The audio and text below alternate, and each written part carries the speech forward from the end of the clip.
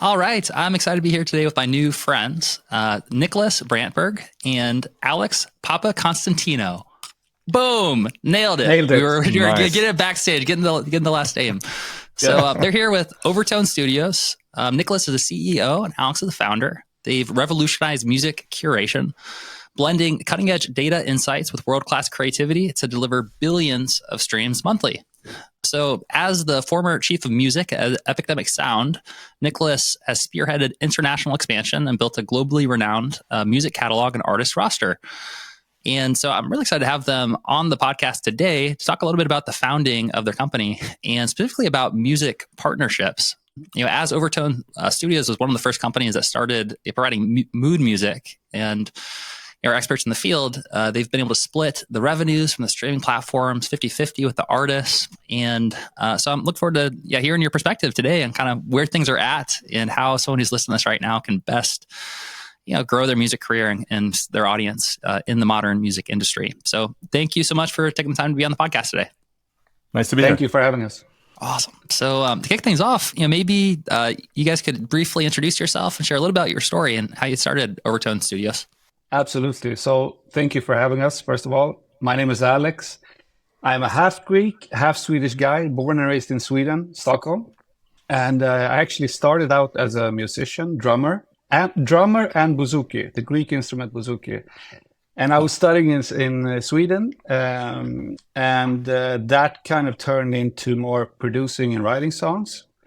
And I was doing that in Sweden. I was doing that for Greece. And then that kind of turned into Europe. And then fast forward, I started working with Red One, a talented producer that we did a lot of things for a few years. So I got a lot of experience in working with world-known artists such as J-Lo, Mark Anthony, Enrique Iglesias, Pitbull. For some reason, many Latin artists. I don't know, it just clicked, the whole vibe. Maybe it's my Greek side, I don't know, the global style.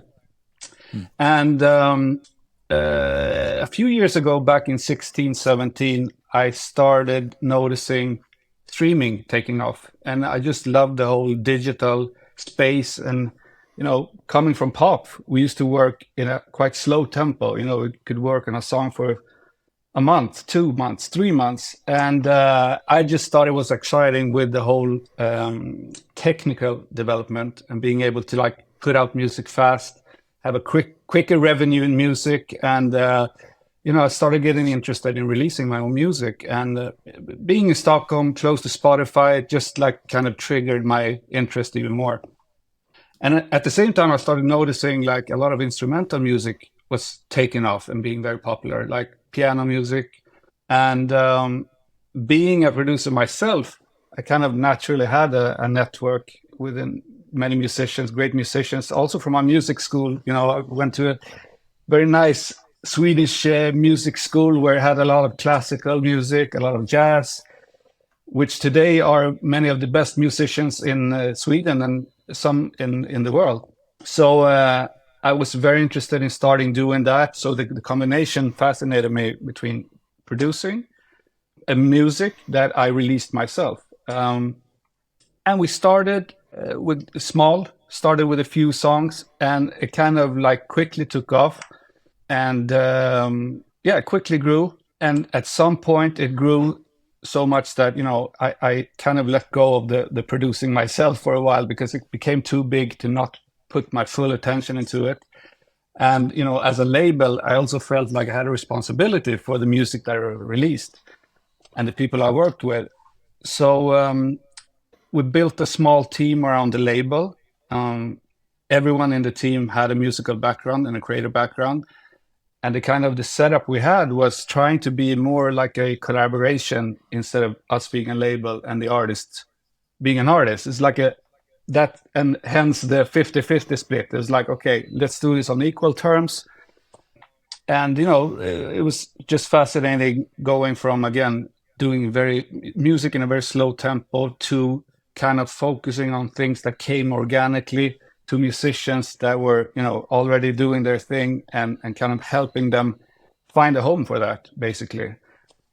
and so that grew, and we got better and better. In the beginning, it was not where we are today, and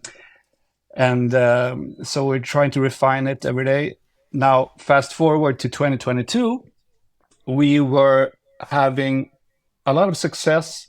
Now having a lot of creators globally, not just in Sweden, and we got acquired by Epidemic Sound, which for us was a tremendous help because they have much more experience than I had, and they had international connections, and they had experience in running a company at that level. I mean, me as a creator, I feel mainly comfortable in doing the creative part and focusing on that. So they could come in, help with all the practical stuff around it.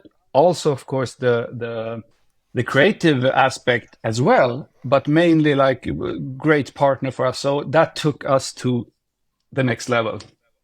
And here we are today, basically. It's been a couple of, it's almost 3 years now, and the collaboration has been amazing. I mean, I'm super thankful to be a part of it still. Niklas is now obviously the CEO, and I'm like managing the music team. And so basically all of the creators that we started with from day one are still with us.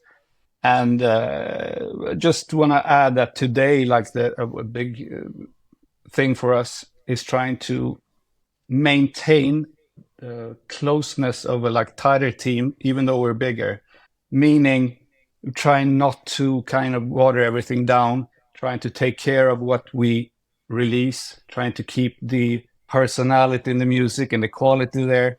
And yeah, that's it, basically. Awesome. Yeah, thank you for sharing it. It sounds like a great example of the power of collaboration and partnerships and finding people that complement, you and what you brought to the table and what they were able to come together with. So Nicholas, yeah, I would love to hear from you as well in terms of your perspective kind of coming into the company and in particular having a background with Epidemic Sound as well. I'm sure that you have a great finger on the pulse of like what are the kind of biggest challenges of the day and what are artists kind of struggling with right now. So I'm curious to hear your perspective on how you got started and kind of what's the main mission and kind of purpose that you set out to accomplish. Yeah, sure. I mean, it's always fun to hear about Alex's background, and I'm more of a failed musician myself. As a kind of wannabe rock star who played university gigs for cash and beer. But then I studied business and got into working for a company called Boston Consulting Group as a management consultant, but really wanted to move closer to music. So I got in touch with Oscar Höglund, the CEO of Epidemic Sound, quite early on, and joined that company, roughly 10 years ago when it was only 10, 15 people. So I spent a couple of years working more on the commercial side, setting up partnerships all over the world and opening offices with, salespeople, trying to kind of, get our music out into the world back then. And then in 2019, I took over as the chief of music at Epidemic Sound. So I was responsible for the artist roster and making sure we signed great artists in all kinds of genres, and that we showcase them in a good way to the Epidemic Sound users. And if you don't know Epidemic Sound, it's a platform where we serve music to for content production. So anything from YouTubers to large international broadcasters and big brands use Epidemic Sound music as part of their productions. And when I was actually in that role a couple of years ago, we were focusing on making music for sync, and part of that music we were kind of in a way like repurposing and saying, oh, well, this is actually also fits as kind of for background listening in terms of playlists and other ways, and doing quite well there, but we weren't focusing on that. We were focusing on doing music for sync. So we were seeing these other labels that were really focusing in that area and saying, okay, well, these guys are really doing that well. And that's how we got in touch with Alex. We started talking, and that led to him joining, bringing in Overtone Studios to the Epidemic Sound group. And then kind of a couple of years later, it became full circle for me as I then took the step over from Epidemic to Overtone. So that's been a great ride personally. And to your question regarding kind of challenges in the kind of creative field, I think both Overtone and Epidemic have kind of a similar mission in that we want to find kind of new ways for artists or music creators to make a living in music. So as you probably know, and a lot of you listeners, it's not easy all the time. It's to really be able to spend your full or give your full attention and spend your full time within music, because a lot of times you need to do other stuff to pay the bills. So both companies are kind of founded on that, with that mission to find new ways of spreading music around the world and find new ways of for artists to make a living in music. So yeah. Awesome. Yeah, beautiful things can happen when you marry together the music and the product with the marketing and the business. So how awesome. One question that I have, and hopefully this is a good place to start, but it's just that I'm genuinely curious about, with a company like Epidemic Sound and just the current state of the music industry as it relates to AI and generative music. What's your perspective on the current landscape of what's happening in the music industry and what the future might look like for creators? And what's your general idea or vision of kind of where things are going with the help of these tools to be able to express ourselves? It's a big question, but I'll do my best to give my perspective on it. But I mean, we really believe in kind of having humans at kind of core of what we do, and the human creativity and the human craft. So I mean, we don't do AI generated music, and so we focus on our roster of great music creators. With that said, of course, I think it's quite clear that AI likely will become a very powerful tool in the creation process. So I think that's kind of the marriage of human creativity and technology has always created great things, in my opinion. But now, everything's a bit up in the air, so you don't know exactly in how it's going to work and in what way. But I'm certain that there's going to be a way for that to kind of coexist.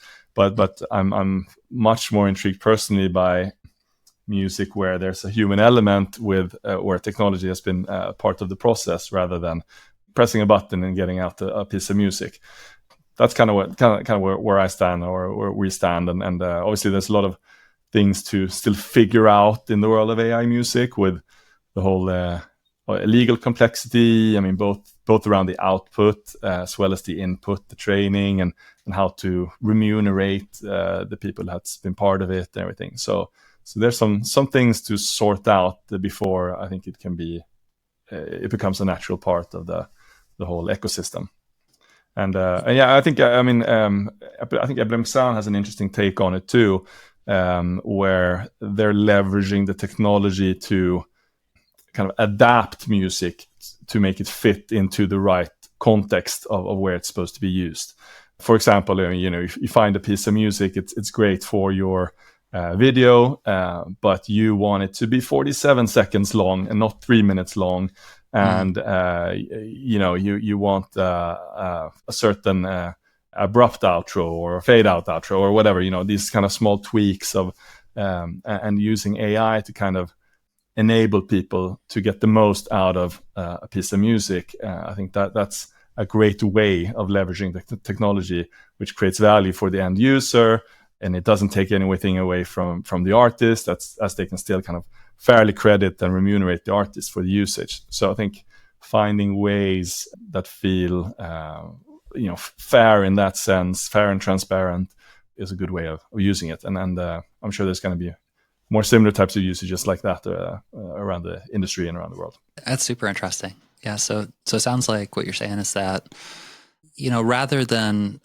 leaning into this type of technology to completely replace the musician, if we instead use it as a tool and a way to extend the human creative process to more, rapidly create more prolifically create music, then that's a great thing. And there's aligned interest. But when you just kind of like separate the human from it and it's just purely robot, then it might be missing some of that heart or that soul that comes from it.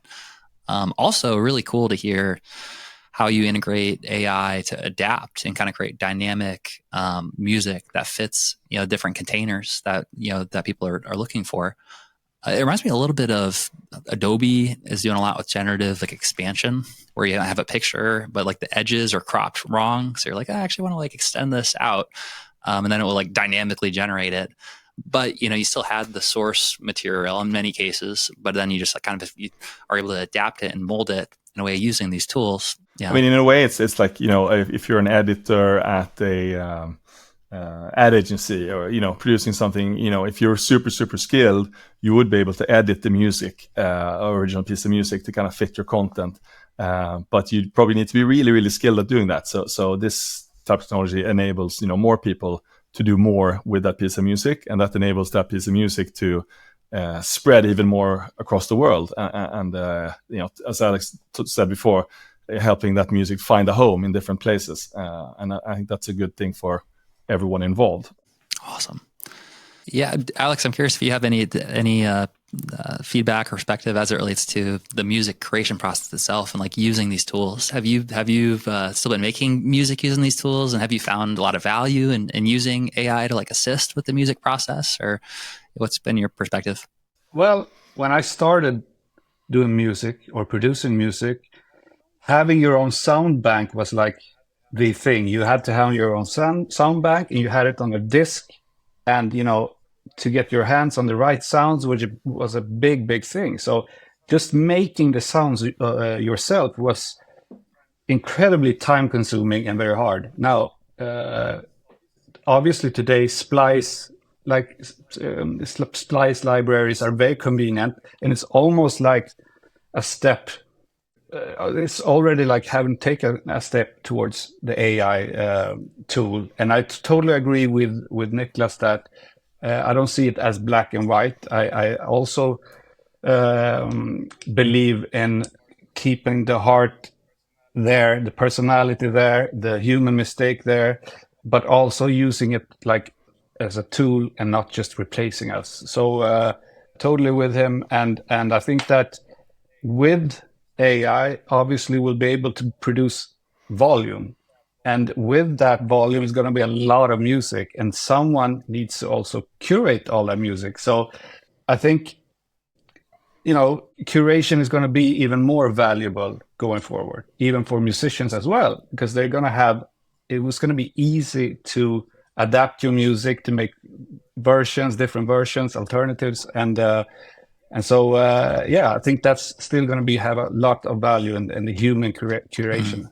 Makes a lot of sense. Yeah, it sounds like what you're saying is that the curation part of it, when there's so much music, learning how to filter it down and kind of pick the pieces that you want. As a creative, it's maybe like more of the hat of the producer, where you might have all these different tools at your disposal, so you can create on this canvas.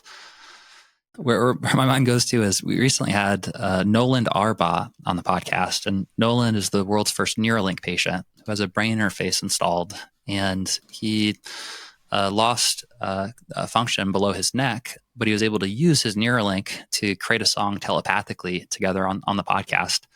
And it seems like, I don't know, we're heading towards a world where it's easier and easier to create something with that idea or with that thought, and to each of these tools is just a step closer to like the heart of the creative impulse, which is that thought or that idea.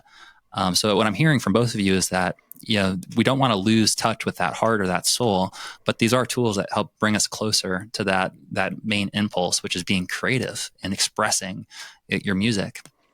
Okay, so I'm curious where, if someone's listening to this right now and they're looking at, let's say that there's a musician that's independent right now, and their biggest goal or passion in life is to make music full time and to do it in a sustainable way. Obviously, you've built an amazing platform where you collaborate and you partner with artists to be able to do that.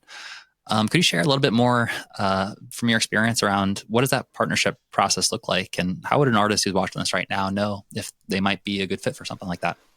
Yeah, sure. I mean, today, I mean, as we talked earlier, I mean, making a living in music is a big challenge. Has been for a long time, and I think it still is. And the good news is that I think today there's so many different ways of making a living in music, but you have to, it's not only the one option as it was in the past. So I guess our message a little bit is that, like, both the area of sync, when I talk about epidemic sound, and the area of mood music, those are quite often like overseen as an option for an artist. And those are two really interesting areas for music creators, growing areas where you actually are able to monetize your music if you are super talented at what you do. And I mean, we're a mood music record label. We probably one of the biggest in the world, and we make music in a wide range of genres. So it's everything from ambient, classical, jazz, lounge, lo-fi, probably many more genres that I didn't mention now. And we are constantly looking for really talented musicians in those fields. And if we believe that we can find a home for that music, we have a partnership that we can make something out of. And then it's our job to mostly via partners. So we partner with all the different streaming platforms, but also other types of apps and platforms like fitness apps, or it could be in-store music, or to some extent sync as well. So that our job is then to spread that music in as many places as possible and try to commercialize it. And then we have this 50-50 split, which is, as Alex mentioned, it really becomes a partnership and a win-win if we're able to distribute the music to as many places as possible. That has worked well for us so far, but we still feel like we're only scratching the surface a little bit, and I feel mood music still has a long growth journey, particularly if you look at or think about it from like a global context. So a lot of the mood music is more sort of from traditionally Western genres, and obviously the biggest streaming platforms are based in Western Europe and the US. But user bases are growing all over the world, and I think there's still a big untapped market for mood music, and we're convinced that's going to keep growing. So if you're a talented musician, and if you have a passion for these styles of music and creating kind of the right music for the right mood or for the right moment, then we could be quite a good fit for you. So then, we'd love to hear your music and see if potentially we have a win-win partnership. Awesome. I want to add also, my best advice is that do the things that come naturally to you, because just like Niklas said, there's so many genres, there's so many subgenres, and it's easy to get it's overwhelming, the amount of different roads you could take. So instead of trying to make something to fit into a format, instead do what comes natural to you and try to find a home for that, which makes it much, much easier to work long term and just keep being consistent at. The people we collaborate with are the most successful are by far the ones that does this regardless. Like, even if we release the music or not, they could be perhaps like a established pop producer, and after the session they just do some beats, like lo-fi beats, just to get it out of their system. Like, it's something that they do because they're passionate about it. And some people might not think that, it just sometimes could sound easy for someone to make just a lo-fi beat or a piano track or something, but it's actually people who very much are super passionate about it and really puts their whole heart in it and have done it for many of them their whole lives. So it's not just like jumping on a trend. It's actually just doing what you do and matching that to what is very popular right now. A lot of people love listening to these, the instrumental music. Awesome. Yeah. So it sounds like what you're saying is that really it's mostly about the fit with music. If there's someone that is authentically making music that they really enjoy, and probably they'd be making music anyways, regardless of what happens, and they work at it enough to make something remarkable, make it really special, that might be a good fit for that partnership. Awesome. So the best way to reach out, it sounds like, would be submitting their music directly. So like always, we'll put the links in the show notes for easy access. But yeah, one note, as you're talking about mood music, I think most people here are probably familiar with what you're talking about exactly, but it might be good to dive a little bit deeper into specifically like what is mood music for anyone that doesn't make that kind of music. And I had the thought as you're saying that mood music, like all music in some ways is kind of like mood music, and that we like listen to it and it puts us in a mood, and that's kind of like the benefit of it. But maybe for anyone here who doesn't make music, could you share a little bit about that style of music, and why do you think that it's like on the come up so much right now? Yeah, sure. It is a bit of a weird term in a sense, because as you say, all music, is there kind of to create the mood or enhance the mood or whatever. But the typical kind of definition of this is it's mostly instrumental music, but in terms of genre, it could be really anything. But it's where the main use case for it is to basically soundtrack a moment, or soundtrack a mood, or soundtrack a moment. So music or an activity. Exactly. Mm-hmm. So if you are studying, if you are trying to sleep, if you're doing yoga, if you're doing meditation, if you have friends over, if you are hanging out on the patio, and you don't have kind of I want to listen to this particular artist, this particular album. I want music to kind of enhance this moment that I'm in, or soundtrack this activity that I'm doing. Then I would say that's probably categorized as mood music. But it's not black and white there either. It's the edges of this are very, very blurry, and it could really be anything, to be honest. So yeah, a bit of a poor definition probably, but that's kind of how I see it. I know, Alex, if you want to chime in. Yeah, I totally agree. And also, like, I think generally, not always, but generally, the music that we do kind of is, instead of taking focus, it gives focus. So pop music, for example, that I was doing before, with that, you want to get people's attention and like kind of engage them into what's happening. In this world, it's almost the opposite. You want to like enhance, like Niklas said, yourself, and like kind of disconnect with what's happening. So it's just a vibe, which makes the dynamics in the music important. The vibe, the intensity, all of those things are factors that we consider when we're releasing music. And we're not always right, but we're trying to be right as much as possible, or as often as possible.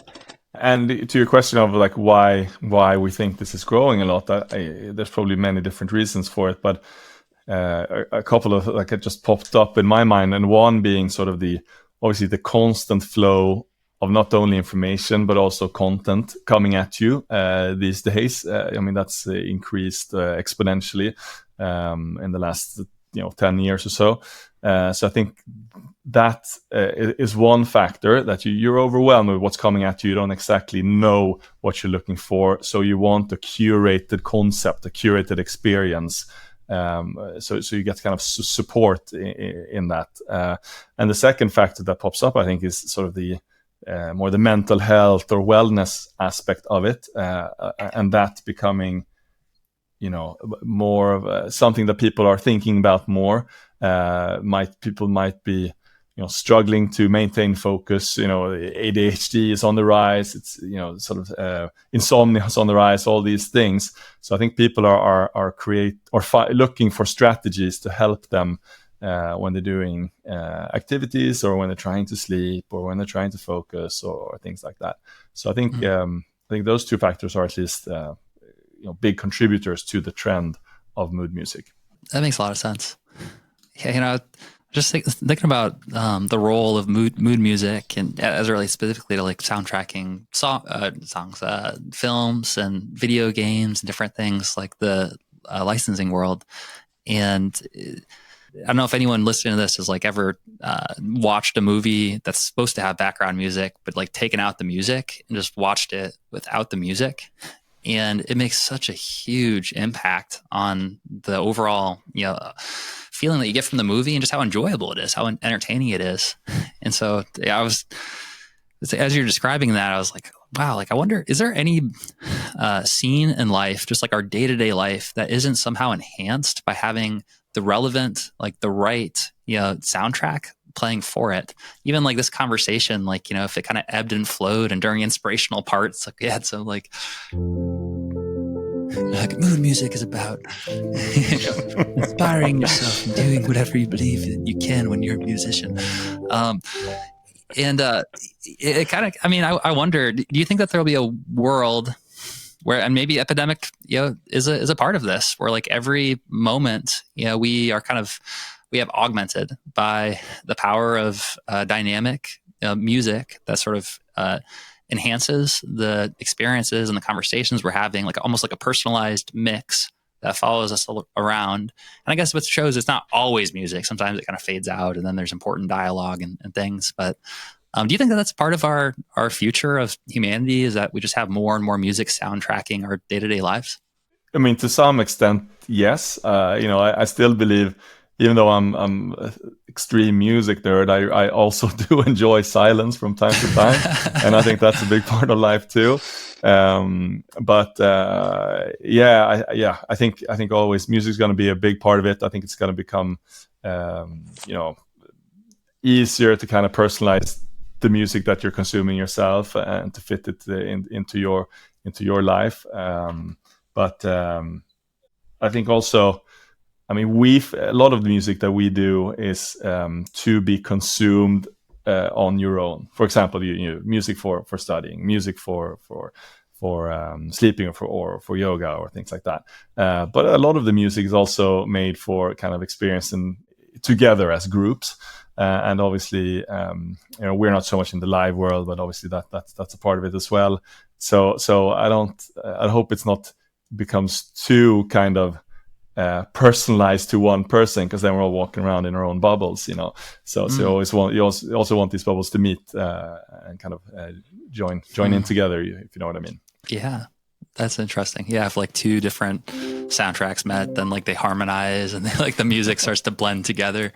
Because it's a different way of looking at just relationships in general. And now in some ways, it's not expressed as music frequencies, but us having this conversation right now is, different frequencies coming together, and different thought patterns and bubbles, and kind of becoming a part of something bigger than ourselves. Cool. Well, hey guys, it's been a fun conversation, hearing a little bit more about the start of the company and what you're building together with Epidemic Sounds, and soundtracking at the very least, soundtracking the content, that's available online, and being able to extend the creative opportunities for people that are telling a story through their videos. And so thank you for coming on here to share a little bit about what you're building. And you had mentioned that the best way for people to reach out would be to submit their music directly to the company.